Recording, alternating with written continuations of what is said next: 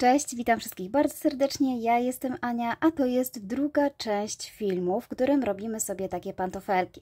Więc jeśli jesteś tu pierwszy raz, zapraszam koniecznie odwiedź część pierwszą, ponieważ utknęliśmy właściwie w tym miejscu, a żeby wykonać cały pantofelek, mamy jeszcze trochę do zrobienia. Więc w pierwszej części wszystko opisuję, mówię jak stanąć dokładnie na tym etapie, więc ja pokazuję Wam ciąg dalszy tego, co już zrobiliśmy, a jeśli jeszcze nie macie tej części, to oczywiście zapraszam na część pierwszą, która znajduje się w opisie na dole. Ja tak prezentuję się ten bucik, który obecnie robimy. Mam nadzieję, że warto, że Ci się spodoba i zrobisz go razem ze mną. Także robimy ciąg dalszy.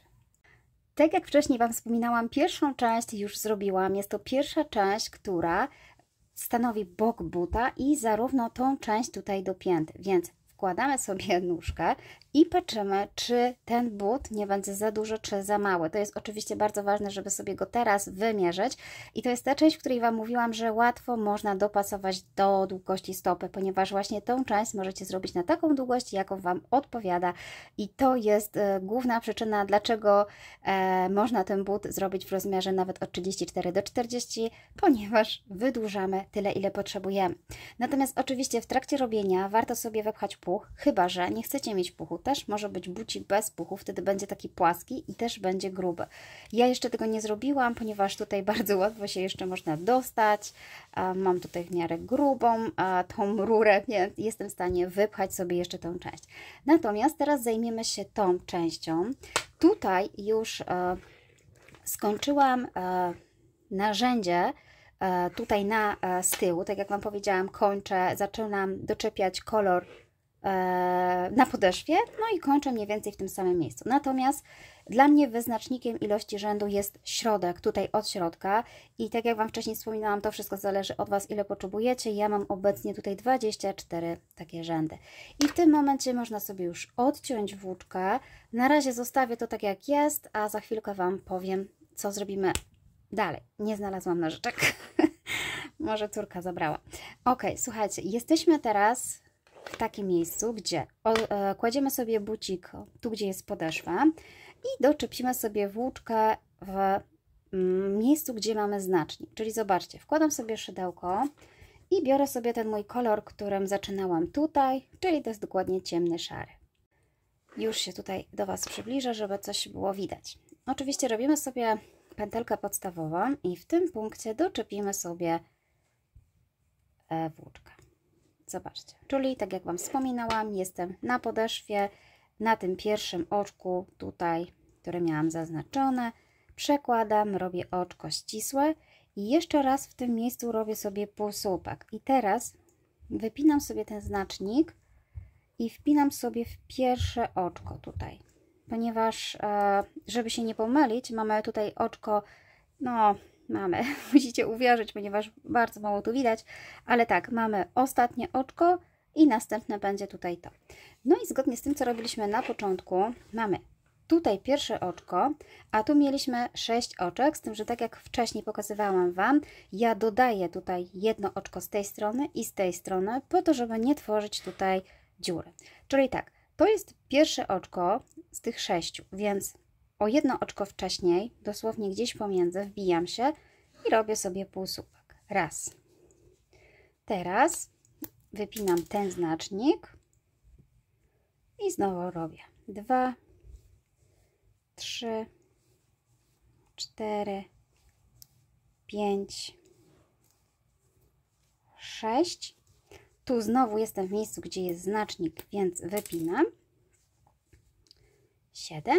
I znowu dodaję tutaj jedno oczko, czyli dosłownie to jest oczko z tego półsłupka, które wcześniej już wykorzystywaliśmy, ale sobie tutaj je weźmiemy. Czyli razem tak, mam pierwsze oczko tutaj i 8 tutaj, czyli mam już 9.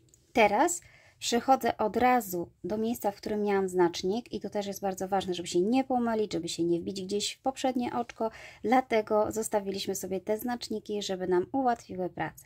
Zobaczcie, wbijam się nawet tak, żeby jeszcze nie usuwać znacznika, żeby mieć pewność, że to jest dokładnie to oczko.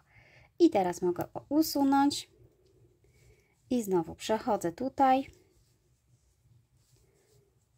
Tak naprawdę już do początku, czyli dojdę tutaj do tego momentu I jestem na początku, to jest moje ostatnie jeszcze oczko z tego okrążenia.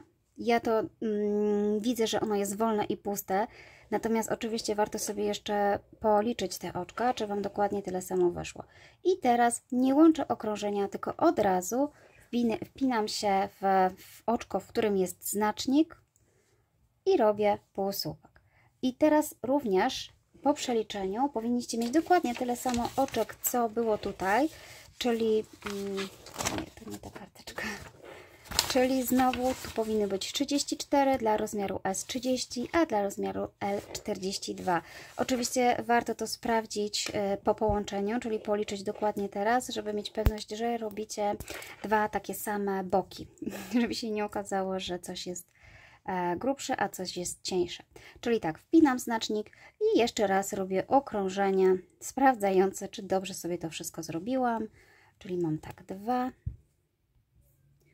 troszeczkę się oddalę, 3, 4, 5, 6, 7, 8, 9, 10, 11, 12, 13, 14, 15, 16, 17, 18, 19, 20, 21, 22, 23. Dojdę już do tego momentu. Ok, mam 33 i tu jest jeszcze jeden, ten, który był zaznaczony jako 34, czyli u mnie wszystko się zgadza, mam 34 oczka, warto to sprawdzić i ewentualnie cofnąć się i sprawdzić, gdzie zrobiliście błąd. Niestety, tak jak Wam powiedziałam wcześniej, włóczka jest słabo widoczna, natomiast no, to jest jedyna włóczka, która da nam taki efekt pluszowy, więc niestety trzeba się pomęczać, ale doradzam robić na jaśniejszych kolorach na początek, ponieważ no, na czarnym to naprawdę będzie kiepsko do rozpoznania. Ok, zobaczcie, robię tą drugą część dokładnie tak samo jak tą pierwszą, czyli ja miałam 2 kolory, więc na początek mam 5 rzędów tym ciemniejszym kolorem, później doczepiam jasny, później znowu ciemny, jasny, ciemny, natomiast ja nie obcinam tej włóczki, pokazywałam w pierwszym filmie, że sobie po prostu ją przeciągam, zostawiam, tak żeby nie mieć za dużo wiązań i w tym momencie właśnie muszę dojść, przepraszam, jeszcze zrobić 3 rzędy, żeby znowu w miejscu, w którym mam podeszwę, czyli tutaj, zrobię pełne okrążenia, żeby było 5, dojdę tutaj i w tym miejscu doczepię włóczkę. I w taki sam sposób będę budowała tą część i znowu liczba tych rzędów oczywiście musi mi się zgadzać zgodnie z tym tutaj, co mam doczepione. Ok. Więc zrobię te 5. Ok, jeszcze tylko Wam króciutko pokażę jeszcze raz. Mam 5 rzędów, jestem z tyłu na podeszwie i nie odcinając włóczki doczepiam sobie kolejny kolor. Oczywiście słuchajcie, takich kolorów może być naprawdę bardzo dużo, możecie sobie po prostu dowolnie wymyślać swoje kombinacje w zależności od tego, ile posiadacie takich kolorów i jakich włóczek, natomiast ja tutaj robię sobie tą wersję. I zobaczcie, przebijam się, tu przekładam, trzymam sobie nową włóczkę, przekładam i robię cały rząd tym kolorkiem, później znowu wracam do tego ciemnego, nie odcinając włóczki, ona jest cały czas w tym samym miejscu, więc bardzo łatwo będzie można ją przeciągnąć, a tutaj zawiązuję. Dobrze, nie będę powtarzać już tego, co było w pierwszym filmiku. Oczywiście budujemy 2 takie same krawędzie i zaraz do Was wracam. Ok, skończyłam już robić również drugi brzeg, natomiast ten pierwszy, gdzie tutaj mieliśmy włóczkę, jeszcze końcówkę, można już zamknąć, czyli w ostatnim momencie robimy sobie oczko ścisłe i zamykamy. Wszystkie sznureczki chowamy do środka. W tym momencie oczywiście trzeba sobie już powypełniać w miarę tak, jak powinno być, uzupełniać ewentualne braki i zaczniemy sobie zszywać. Trzeba oczywiście również sprawdzić, czy jest odpowiednia długość i czy 2 brzegi są takie same.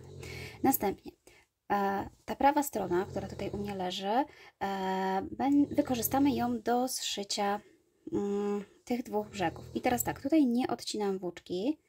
Mam nadzieję, że mi się uda to pokazać, tylko kontynuuję ścieg dalej, ale będę zamykała w taki sposób, żeby połączyć obie krawędzie razem. Czyli nie będę zamykała tak, że jedna część zamknięta tutaj, druga tutaj i dopiero zszyte, ponieważ wtedy tracimy ciągłość buta, gdzie może się przemieszczać puch. Natomiast ja chciałam, żeby było dookoła. Jeżeli chcecie, żeby powstało zamknięcie takie sztywne, na przykład takie sztywne zamknięcie zrobiłam sobie tutaj, to wtedy ewidentnie będzie tutaj mniej puchu i będzie bardziej taka pięta. Oczywiście też można tak zrobić, ale ja zamykam w taki sposób. Czyli tak, jeszcze na końcu możemy sobie później dopchać ten puch. Na początku zostawmy sobie tutaj trochę luźniej, żeby nam się lepiej zamykało.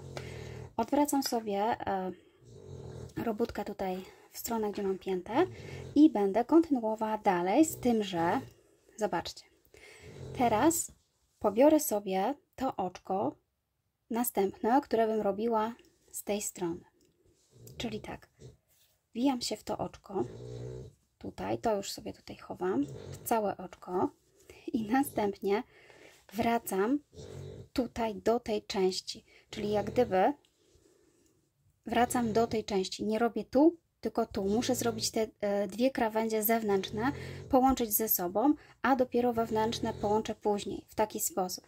Czyli zobaczcie, jeszcze raz, wbijam się pierwsze oczko tutaj, natomiast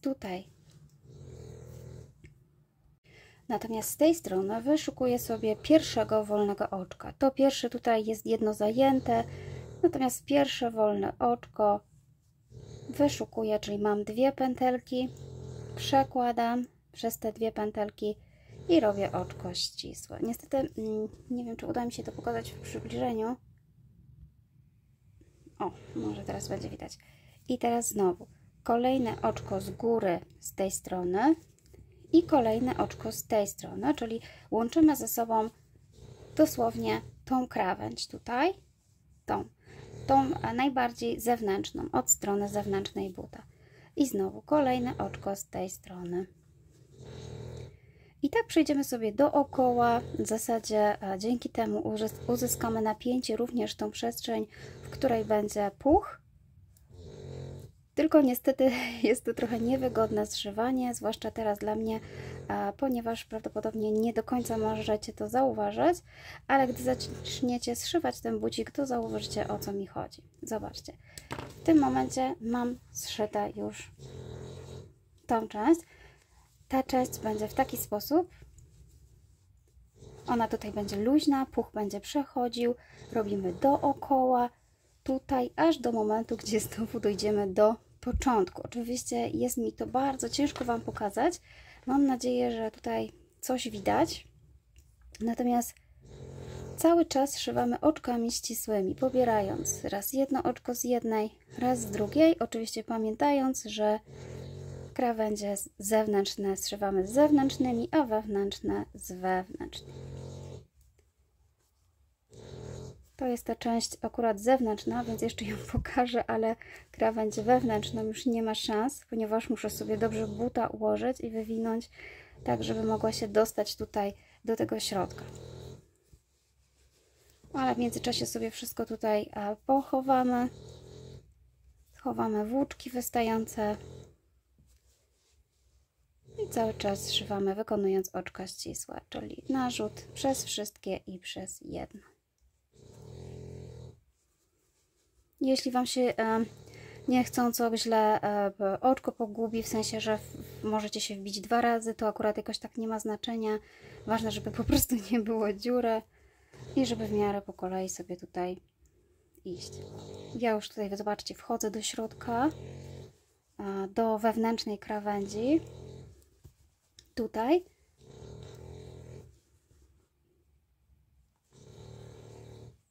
I tutaj to już jest ta część, która prawdopodobnie muszę zszyć już sama, ponieważ jest mi tutaj już ciężko to przed kamerką zrobić.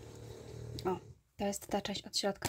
Oczywiście zanim zszyjemy do końca, warto sobie jeszcze tu uzupełnić puch, czyli dołożyć ewentualnie, jeśli Wam brakuje, wyprofilować jeszcze stopę, zobaczyć, czy jest dobrze, czy nie jest za dużo i dopiero tutaj, gdzie dojdziecie do końca, zamykamy całkowicie buta. Ja dojdę do tego momentu i za chwilkę Wam to pokażę. Ok, zobaczcie, już jestem na początku, tu gdzie zaczynałam łączenie w zewnętrznej krawędzi i tutaj dosłownie w tym miejscu wystarczy również przełożyć jeszcze kilka razy oczka, tak żeby nie było żadnej dziury, zamknąć okrążenie i włóczkę schować sobie do środka. I w zasadzie mamy prawie gotowego buta, brakuje nam jeszcze podeszwy, natomiast podeszwę będziemy robić już tutaj, bezpośrednio na tym łańcuszku. Ja mam już zrobioną podeszwę w jednym bucie, żałuję, że mi brakło włóczki i musiałam zrobić trochę w innym kolorze. Brakłoby mi na jednego buta, tu mi została ta jasna szara, ale być może bym się nie zmieściła, nie chciałam ryzykować.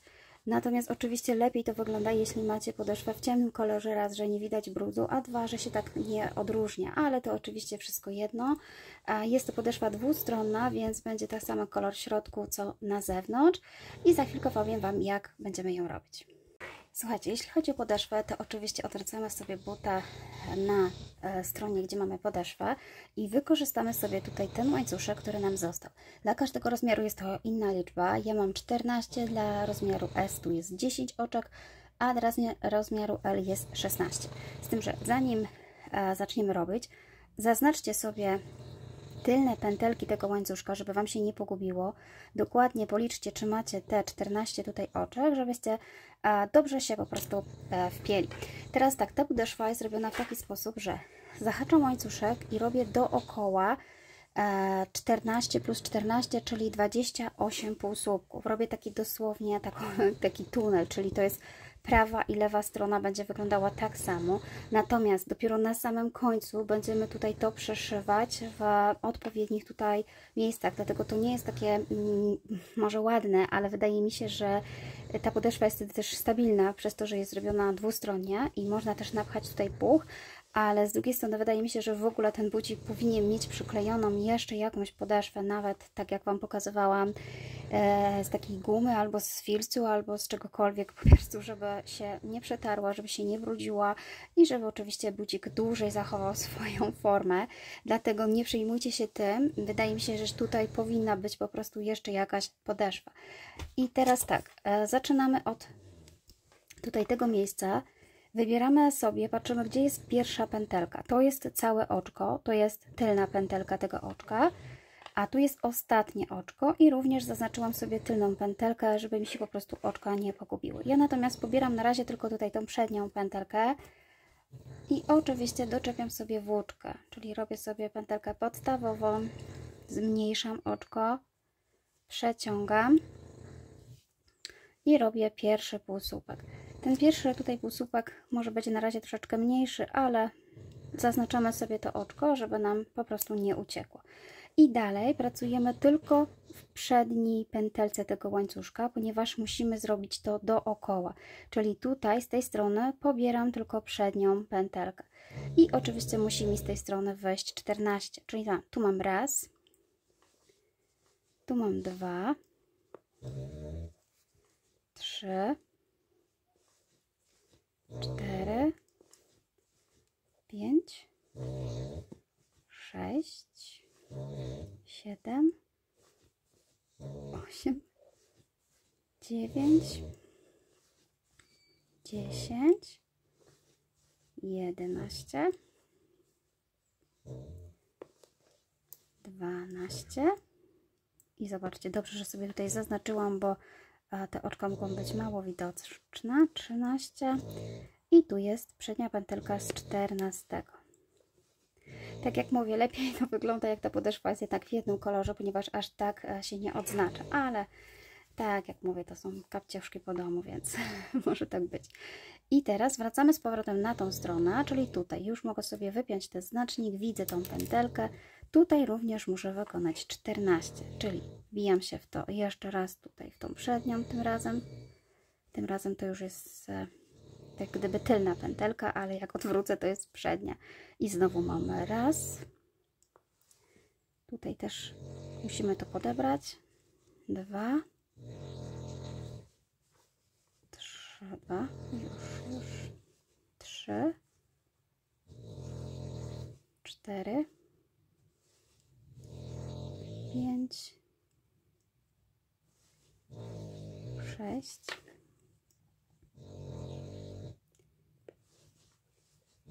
7, 8, 9, 10 i tu mamy 11, 12, 13 i jest ostatnia pętelka 14, czyli 2 razy 14 mam 28, dla rozmiaru S będzie to 2 razy 10, czyli 20 i dla rozmiaru L 2 razy 16, czyli 32. Jeśli chodzi o tą podeszwę, to gdy robiłam ten prototyp tego buta różowego, to zrobiłam jednostronną podeszwę, czyli robiłam wzór tam i z powrotem. Niestety wydaje mi się, że jest to też jakaś dobra opcja, ale wyszło mi wtedy brzydziej, krzywiej i źle mi się jakoś wszywało, ale jest to oczywiście możliwe, jeżeli nie chcecie podbierać tylu oczek, możecie zrobić pojedynczą, ale pamiętajcie, że wtedy ona jest tutaj cieńsza i ma troszeczkę właśnie inny wzór. Ja jednak postanowiłam zrobić to w taki sposób. I teraz zobaczcie, teraz już robimy sobie dookoła, czyli tutaj, gdzie miałam ten znacznik zaznaczony, już mogę sobie wypiąć i robimy półsłupki po prostu cały czas dookoła, bylebyśmy się po prostu dobrze tutaj wpięli. I teraz już dosłownie budujemy po prostu długość podeszwy, taką potrzebną, aby oczywiście zakryła tą całą dziurę, którą tutaj mamy.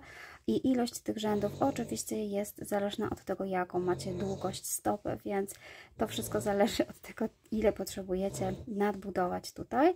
Natomiast będzie to bardzo proste tutaj nadbudowanie, ponieważ robimy wszystko ładnie dookoła i będzie to naprawdę bardzo ładnie wyglądało. Tutaj przynajmniej ta część będzie grubsza. Tak jak mówię, można też tam napchać puch, ale jakoś tak na podeszwie nie napychałam, bo bałam się, że się zniekształci i że się jednak będzie to troszeczkę tam ubijało i nierówno to wyglądało. Także w zupełności podwójna podeszwa tutaj wystarczy.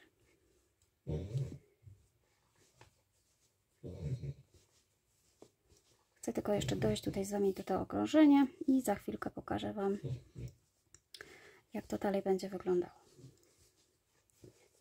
Już nie wpinam tutaj żadnego znacznika, wiem, że mam tutaj tą część z tej strony zaczęłam, więc nie ma znaczenia aż tak dokładnie, które to oczko było początkowe.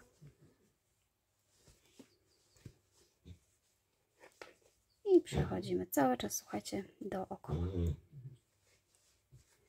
Ok, zobaczcie, budujemy sobie na razie taką luźną część, a dopiero na samym końcu ją przyszyjemy. Musimy dojść do tego momentu, gdzie mniej więcej pokryje się ta część z tą i będziemy mogli ją przyszyć.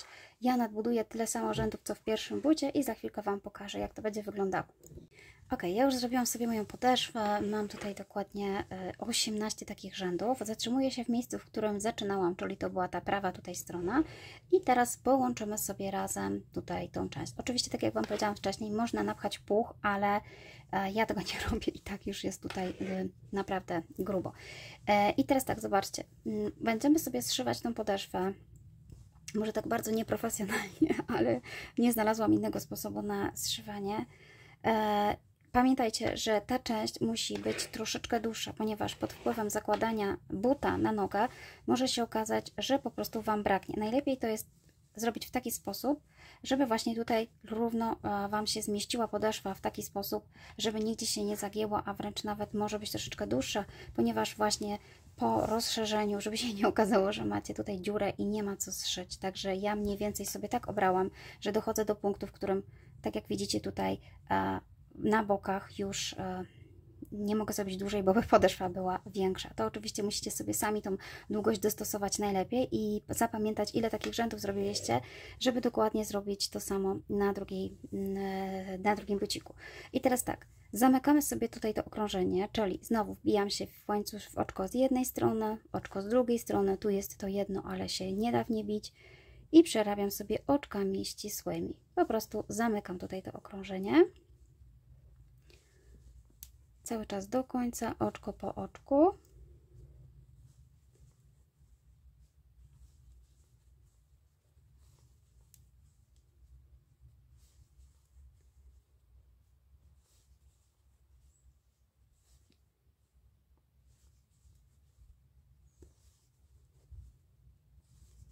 Tak mniej więcej mówię, nie musi być jakoś tak szczególnie tutaj dokładnie, więc jeszcze jak mam tutaj dowolne miejsce się wbija. I zobaczcie, teraz będziemy sobie przeszywać tą podeszwę w taki sposób, że najlepiej wziąć sobie znaczniki i wyznaczyć sobie tutaj środek. Mam mniej więcej środek podeszwy i chcę, żeby ten środek się tutaj zszedł z tym środkiem, więc muszę sobie mniej więcej tutaj wpiąć znacznik, żeby mi się po prostu nic tutaj nie przekrzywiło i również mniej więcej tu, gdzie wychodzi drugi brzeg, żeby mniej więcej dojść tutaj do tego momentu i tak sobie można poznaczyć mniej więcej w tych miejscach, żeby to ładnie równo wyglądało. Z tym, że tak, ja zszywam szydełkiem, oczkami ścisłymi, ponieważ pracowanie igłą na tej włóczce jest bardzo trudne, ponieważ ta włóczka się rozwarstwia. Po kilkukrotnym przewleczeniu ona, zobaczcie, zostaje taki sznurek i ciężko później jest przełożyć tą włóczkę przez te wszystkie oczka. Dlatego ja polecam zszywanie szydełkiem, nie igłą. Jeżeli koniecznie chcecie zrobić to igłą, to weźcie zupełnie inny rodzaj włóczki, która po prostu będzie naprawdę się nie rozwarstwiała i będzie Wam się to lepiej przyszywało. Może macie wtedy lepszą technikę. Wystarczy po prostu zszyć razem teraz te podeszwy, ułożyć sobie ładnie i to zszyć. Ja natomiast postanowiłam, że zszyję sobie po prostu tym, co mam, czyli tutaj jestem w tym miejscu, gdzie zszyłam tą część, więc teraz tak, zrobię sobie jeszcze oczko tutaj ścisłe i zacznę od zszywania podeszwy, ponieważ wtedy wiem, że wyjdzie mi równo i nic mi się nie przekrzywi. Następnie przejdę do tego boku, wrócę, jeszcze raz zszyję to, pójdę do tego boku, wrócę i skończę tutaj. Może takie trochę skomplikowane, ale tak sobie tutaj to obrałam. I zobaczcie, zaczynam w takim punkcie, że oczywiście trzymam sobie tutaj mniej więcej środek, żeby mi się nic nie stało. Natomiast staram się tą podeszwę umieścić w środku. Troszeczkę tak, żeby tutaj było widać tą szarą część. I co robię? I po prostu zahaczam sobie szydełko w dowolnym tutaj miejscu i również tutaj przekładam i robię oczko ścisłe. I znowu w dowolnym tutaj miejscu. Tak jak mówię, nie jest to jakieś profesjonalne zszywanie, to jest chyba jedyna część, która mi się tak nie do końca podoba, ale jeśli używacie jakiejś później podeszwy i naklejacie cokolwiek, to tego nie będzie widać. Poza tym to jest spód, no to nie będziemy się na to patrzeć. I zobaczcie, dosłownie w dowolnym tutaj miejscu wybieram jakiekolwiek pętelki i przytwierdzam sobie tą podeszwę. Gdy już wiem, że jestem tutaj na środku, usuwam sobie ten znacznik i po prostu idę dalej. Natomiast za chwilkę Wam jeszcze pokażę, dlaczego wracam. Dlatego, że właśnie nie było widać tego koloru. Jeżeli robicie podeszwę w tym samym kolorze, to Wy tego nie będziecie widzieć, ale jeżeli robicie w innym, to pokażę Wam właśnie, jak to zrobić, żeby tego nie było widać. Ja też używam tego szydełka do zszywania, bo wydaje mi się, że to szycie jest takie stabilniejsze, że jest takie naprawdę solidne. Igłą trzeba by też mieć dobry ściek, żeby faktycznie nic się tutaj nie przekręciło. Natomiast mam pewność, że gdy szyję tutaj oczkami ścisłymi po kolei, że tutaj mi się nic nie stanie. I znowu odhaczam znacznik i idę w tą stronę. O, zobaczcie, podeszwa jest przymocowana, więc teoretycznie nic nam się tutaj już nie powinno dziać. Natomiast z tej strony możemy zszywać rzędami. Zobaczcie, te rzędy mniej więcej gdzieś tutaj się schodzą, więc możemy się wbijać w taki sposób, że pobieramy sobie pętelkę, tutaj jeszcze na rogu może tak nie widać, ustabilizujemy sobie tutaj to, czyli jeszcze się gdzieś tutaj przebijemy, ale tutaj już się przybliżam. Czyli tak, o, zobaczcie, wbijam się w dowolne miejsce tutaj i przeciągam. Tak nawet pomiędzy tu i pomiędzy, jak gdyby, zobaczcie, jest taka linia. Jak się tutaj przybijecie, to zawsze jest jakaś pętelka pomiędzy jak gdyby rzędami. Chodzi mi o te tutaj paseczki. Za każdym razem, jeżeli się będziecie przebijać w taki sam sposób, to jest szansa, że się właśnie to ładnie ułoży. O. Oczywiście warto sobie to przypiąć wcześniej, żeby zobaczyć, czy idzie równo. I pobieramy sobie właśnie takie pętelki. I teraz też można właśnie zobaczyć, jak to, czy dobrą wysokość zrobiliście sobie tej podeszwy, czy jeszcze trzeba się wrócić i dorobić, czy jest za duża. Ale myślę, że już na tym etapie to już mamy wprawę, to już jakoś powinno pójść. I zobaczcie, tutaj jeszcze mam dosłownie kilka centymetrów. Idę po kolei.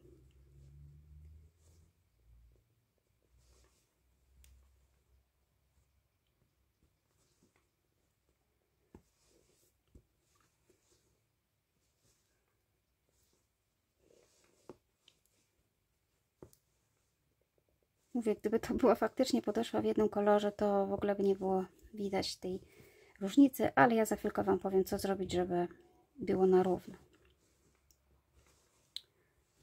Czyli tak, dojdę sobie tutaj do tego momentu. O, jestem dosłownie, zobaczcie, tutaj w miejscu, gdzie zaczynaliśmy, więc pobieram sobie jakieś dowolne pętelki. Tutaj, żeby po prostu nie było dziury, sprawdzam sobie, czy jeszcze muszę tutaj gdzieś się wbić.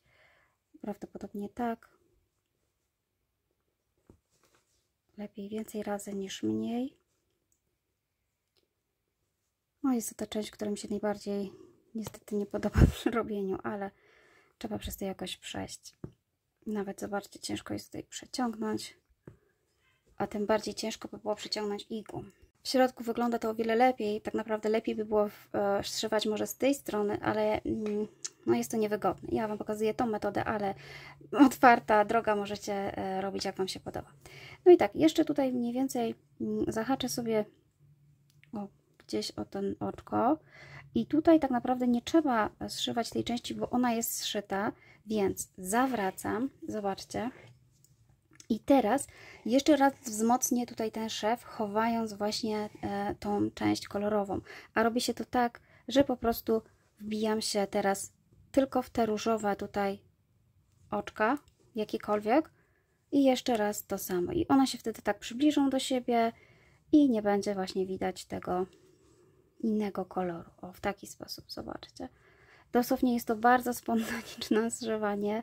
Nie ma tu jakiejś techniki w sensie po liczeniu oczek czy czegoś takiego. Dopasowujemy sobie zgodnie z tym, co po prostu zrobiliśmy. Na szczęście jest to tak też puchata włóczka, więc tu nie jest taka, nie rzuca się w oczy jakaś nieestetyczniejsza praca, nieestetyczna, ale myślę, że tak będzie dobrze. Zobaczcie, no i tak po prostu pobieram to, co zrobiłam wcześniej tutaj, tu i przybliżam. Powstanie mi takie naprawdę stabilniejsze łączenie. O. I w taki sposób robię tutaj. Tu natomiast jeszcze nie mam zszyte, ale chciałam mieć ciągłość włóczki i nie odcinać, więc gdy dojdę tutaj, po prostu zrobię to samo, co tutaj. Ok, dojdę tutaj i zaraz pokażę Wam dalej. Ok, przeszłam przez tę krawędź, no i została już mi tylko tutaj ta część i znowu muszę zrobić na początek to pierwsze łączenie, czyli dosłownie wbijam się tutaj w dowolne miejsca, mniej więcej sprawdzając, jak te rzędy się ze sobą łączą, żeby to jakoś ładnie wyglądało. I to robię dokładnie tak samo, jak robiłam z tamtej strony. Czyli wybieram sobie tutaj pętelki pomiędzy jak gdyby wzorem. W taki sposób. Ok, zobaczcie. Tak to będzie wyglądało. Znowu dojdę do końca i znowu wrócę chować tutaj ten ściek. Tym razem będę miała z tej strony do pobrania te pętelki, żeby ściśnić ze sobą i żeby to ładnie wyglądało. Dojdę do tego momentu i znowu jestem na górze i tym razem muszę wrócić do tego, żeby po prostu ładnie wyglądało tak samo z tej strony. Czyli odwracam sobie robótkę i tutaj zaczynam łączenie. Czyli tym razem muszę wybrać, wkuć się tutaj, wbić się pod tą i tu mniej więcej pod to, żeby zrobić oczko. Czyli tutaj trzeba jak gdyby podebrać z tej strony tą część. I jakąś tutaj, żeby to się ładnie ze sobą zeszło. Taka niestety praca mało estetyczna, ale tak to sobie tutaj wymyśliłam. Ok. Muszę sobie właśnie podwadzić igłą, podważyć, żeby się lepiej to zabierało. No i znowu tak samo do końca.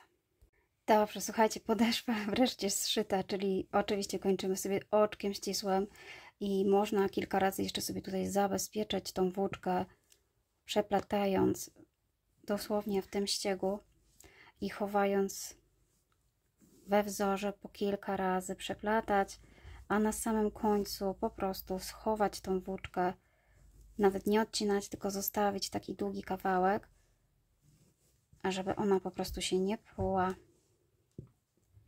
schować w środku włóczkę. Dobra, słuchajcie, przeszliśmy przez tą chyba już dla mnie najgorszą część, ponieważ ja nie lubię takich rzeczy, które nie są precyzyjne i nie mogę powiedzieć dokładnie, ale wydaje mi się, że chyba nawet lepiej zszyłam tą drugą część niż tą pierwszą, zdecydowanie. Więc no kwestia chyba wprawy. Zajmiemy się teraz oczywiście tutaj uszami i tak jak Wam wspominałam wcześniej, z tych bucików można zrobić kotka, pieska, jednorożca, misia, naprawdę wszystko zależy od tego, co chcecie uzyskać, jakie zwierzątko, a może też w ogóle być bucik bez oczu, bez noska. Ja postanowiłam, że tym razem pokażę Wam, jak zrobić takie uszy na pieska, ale mogą być też uszy w taki sam sposób zrobione na kota, to one są bardzo prosto robione, dokładnie takie same, tylko że zszywane u góry i takie wystające. Natomiast całe wykończenie, czyli jakieś oczka, wąsy i takie rzeczy, to już zostawiam Wam, ponieważ ja akurat nie jestem w tym dobra i nie umiem tak ładnie tego wyeksponować, a wydaje mi się, że można sobie porobić tutaj jeszcze różne fajne rzeczy, na przykład jak robicie misia, czy jednorożca, nawet taki róg zrobić, no to można się inspirować innymi pomysłami i sobie zrobić dowolne zwierzątko. Ja natomiast jeszcze pokażę Wam, jak zrobić tutaj te uszy.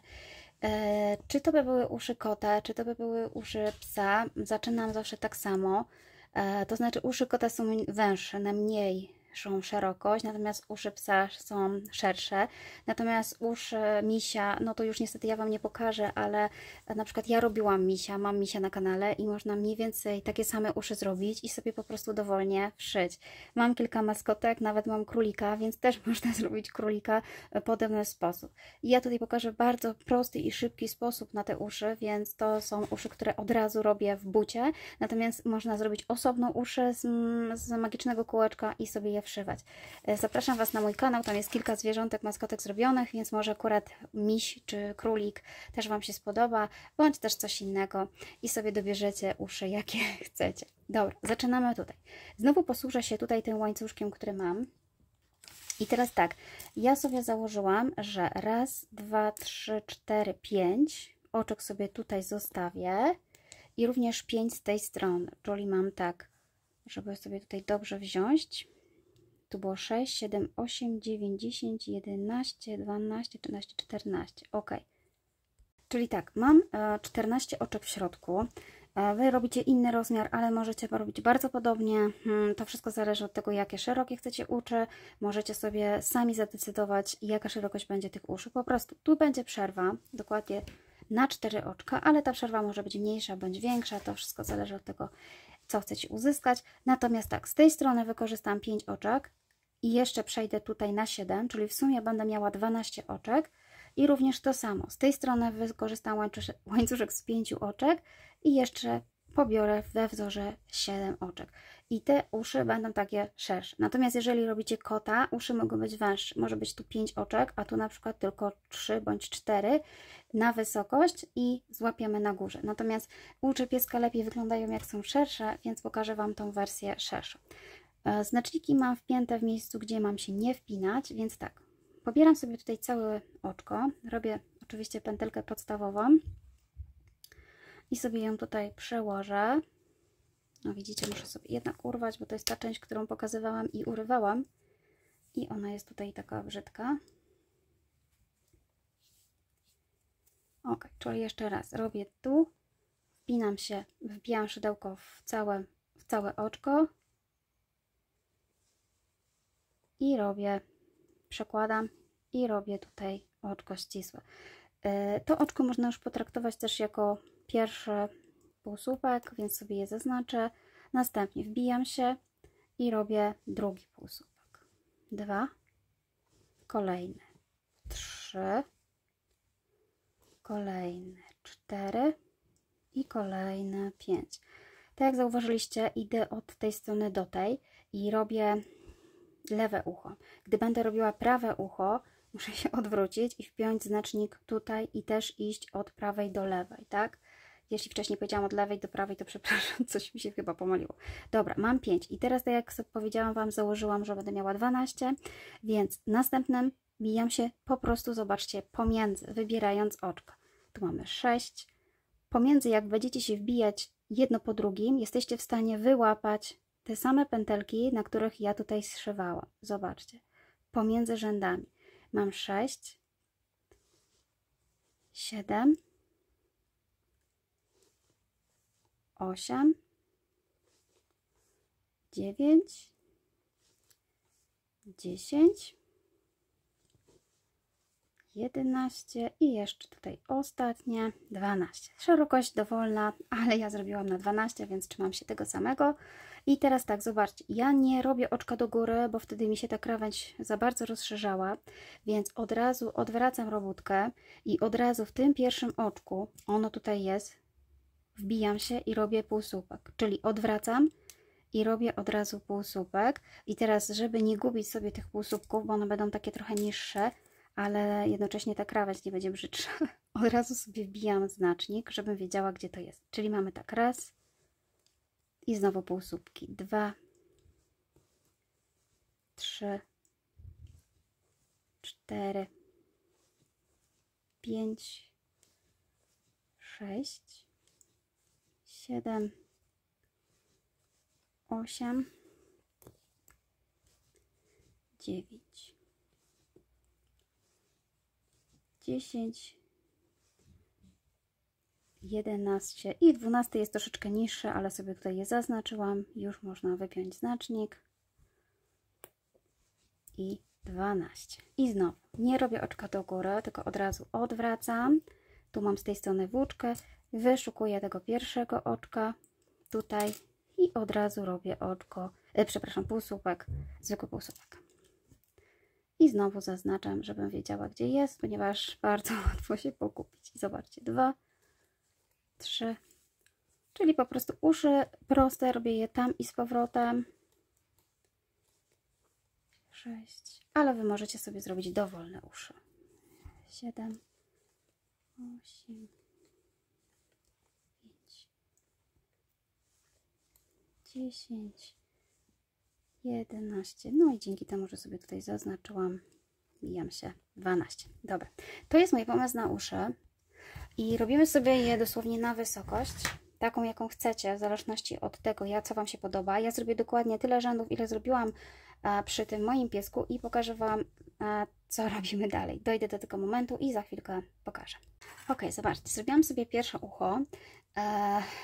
I to ucho oczywiście drugie też trzeba zrobić podobnie, natomiast ono będzie się różnić troszeczkę wzorem, ponieważ to zaczęłam z tej strony, a drugie zacznę z tej, ale liczba rzędów musi być taka sama, czyli z tej strony mam takie podwójne, raz, 2, 3, 4, 5, raz, 2, 3, 4 i pół tutaj, a z tej strony widzę całe rzędy. Chodzi o to, żebyście sobie nawet zapamiętali albo robili jednocześnie, żeby po prostu uszy wyszły tak samo. I zobaczcie, uszy kota są na tyle proste, że możemy sobie wywinąć w tą stronę, zszyć oczkami ścisłymi tutaj, następnie przełożyć i one będą tak stałe. Oczywiście one teraz są za wysokie i za długie, bo zrobiłam uszy psa, ale w taki sposób stoją uszy kota. Dokładnie tak samo zrobiłam sobie uszy na moim prototypie, czyli złożyłam w taki sposób, zrobiłam oczkami ścisłymi i przełożyłam później na prawą stronę, żeby właśnie tak wyglądały. Natomiast uszy psa robię w taki sposób, że składam tutaj na pół, skończyłam w miejscu, gdzie mam na przykład tutaj włóczkę, składam tutaj na pół. Jeżeli Wy macie tutaj włóczkę, też nie szkodzi, ponieważ składamy i zszywamy tutaj tę część. Czyli zobaczcie, po zszyciu właśnie tak wyglądają te uszka. Wydaje mi się, że bardzo słodko i fajnie i szybko się tak robi. Czyli zobaczcie, jestem tutaj w tym miejscu. Składam sobie tutaj mniej więcej właśnie na pół i zszywam sobie tutaj oczkami ścisłymi. Pobierając po prostu pętelki raz z jednej, raz z drugiej strony.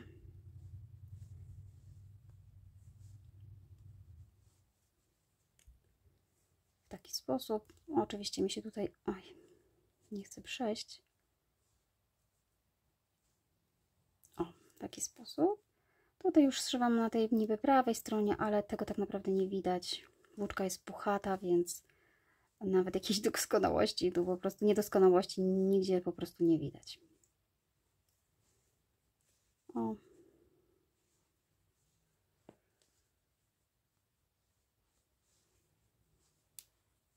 I tutaj oczywiście na końcu oczko ścisłe. Natomiast te uszy ja sobie tutaj przymocowałam, czyli jeszcze raz wzięłam igłę.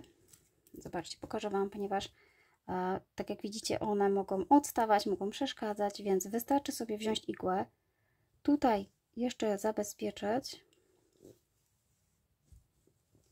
zobaczyć sobie mniej więcej, jak chcecie, żeby się one układały i wbijam się w miejscu, gdzie ma się zahaczać, no mniej więcej tutaj, myślę, że będzie dobrze. Oczywiście to nie jest konieczne, ale żeby się po prostu uszy nam nie przekrzywiały, można sobie je tutaj w taki sposób zahaczyć. Nawet tą końcówką, którą po prostu macie.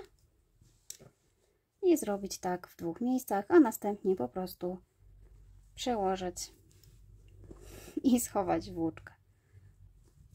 W taki sposób. Ok.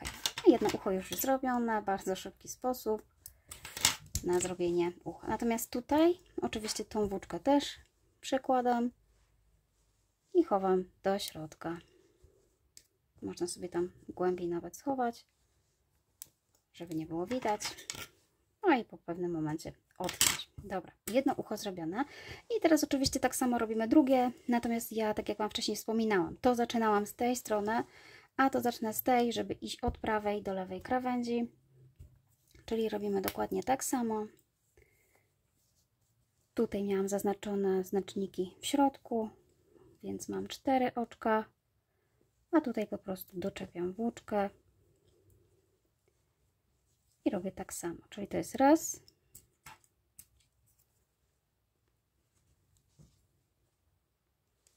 i tu mamy 2, 3, 4, 5. No i tutaj już muszę dorobić w tym rzędzie gdzieś tutaj, czyli mamy, oj może nie, bo to będzie to samo, gdzieś dalej, 6, 7, 8,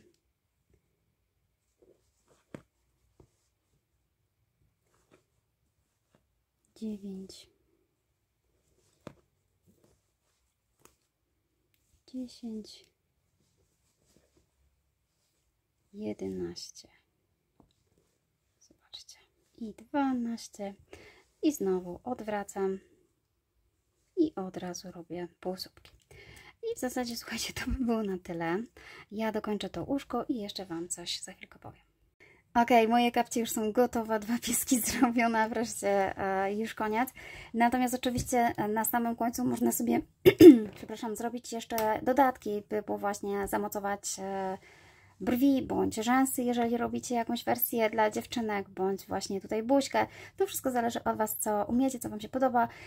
Taką włóczkę wystarczy na przykład od strony podeszwy, na przykład właśnie w miejscu, gdzie nie będzie widać, zaczepić, bądź można też to zrobić z chwilą, kiedy robiliście oczka. Ja zawsze za tym zapominam, ale gdy robimy oczy, również taką rzecz można zrobić. Tutaj zostawić dłuższy kawałek i po prostu zrobić takie brwi.